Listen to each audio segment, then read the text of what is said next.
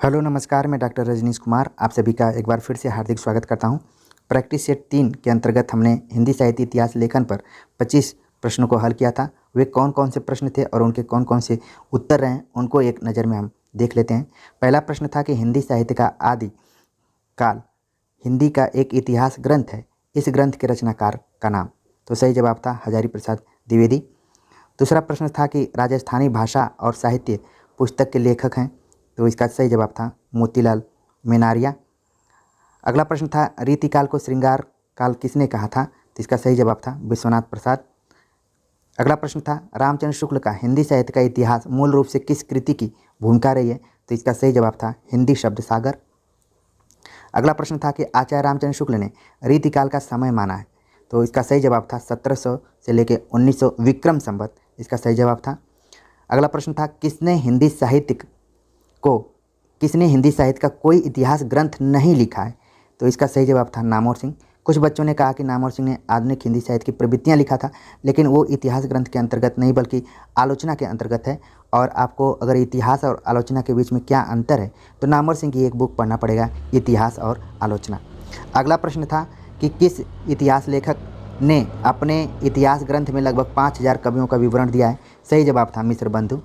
अगला प्रश्न था रामचंद्र शुक्ल के इतिहास ग्रंथ में कालों के नामकरण का आधार क्या रहा है, तो इसका सही जवाब था युग प्रवृत्ति। अगला प्रश्न था कि इतिहास लेखन की सबसे विकसित पद्धति है, सही जवाब था विधेयवादी।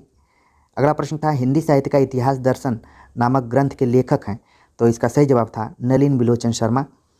अगला प्रश्न था कि इनमें से किस आलोचक ने आदिकाल को सिद्ध सामंत काल कहा था, सही जवाब था राहुल साकृत्यायन। अगला प्रश्न था भारतीय साहित्य की भूमिका के लेखक हैं, सही जवाब था रामविलास शर्मा। हिंदी साहित्य के उत्तर मध्यकाल को कला काल किसने कहा था, तो इसका सही जवाब था रमाशंकर शुक्ल रसाल। अगला प्रश्न था हिंदी साहित्य के आदिकाल को आधार काल किसने कहा था, सही जवाब था मोहन अवस्थी। आपको ध्यान देना था यहाँ पर मोहन सिंह और मोहन अवस्थी, तो इसका सही जवाब था मोहन अवस्थी। अगला प्रश्न था हिंदी साहित्य का आलोचनात्मक इतिहास लिखा था, तो इसमें आप देख रहे हैं कि राम कुमार वर्मा, राम कुमार शर्मा ऑप्शंस में दिए गए थे, जो कि आपको केवल कंफ्यूज करने के लिए था। सही जवाब आप लोगों ने दिया था राम कुमार वर्मा। अगला प्रश्न था हिंदी साहित्य के उत्तर मध्यकाल को अलंकृत काल किसने कहा था, सही जवाब था मिश्र बंधु, और ऑप्शन भी देखने लायक थे। ठीक है। अगला प्रश्न था कि हिंदी साहित्य का आरंभ 693 ईस्वी से किसने माना था, सही जवाब था राम कुमार वर्मा। अगला प्रश्न था हिंदी साहित्य में उत्तर मध्यकाल यानी कि रीतिकाल का कौन सा नाम इसमें नहीं है, तो सही जवाब था आधार काल। बाकी जितने नाम दिए गए सब थे। रामचंद्र शुक्ल का हिंदी साहित्य का इतिहास सर्वप्रथम किस नाम से प्रकाशित हुआ था, ये काफ़ी इंपॉर्टेंट प्रश्न था, हिंदी साहित्य का विकास। अगला प्रश्न था कविता कौमुदी के संकलन करता हैं, सही जवाब था रामनरेश त्रिपाठी।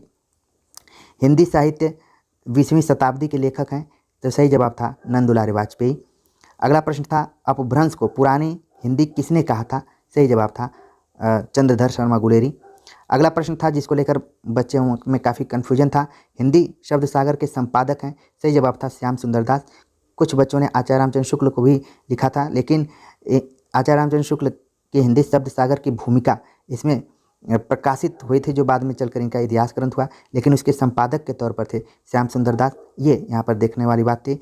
हिंदी साहित्य की भूमिका के लेखक हैं, सही जवाब था हजारी प्रसाद द्विवेदी।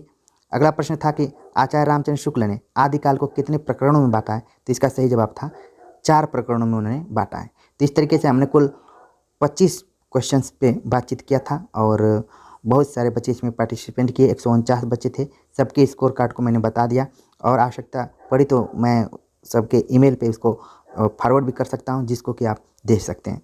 तो उम्मीद है कि ये प्रयास आप सभी को अच्छा लगा होगा। कमेंट्स कर जरूर बताइए। मिलते हैं एक नए टॉपिक के साथ, तब तक के लिए नमस्कार।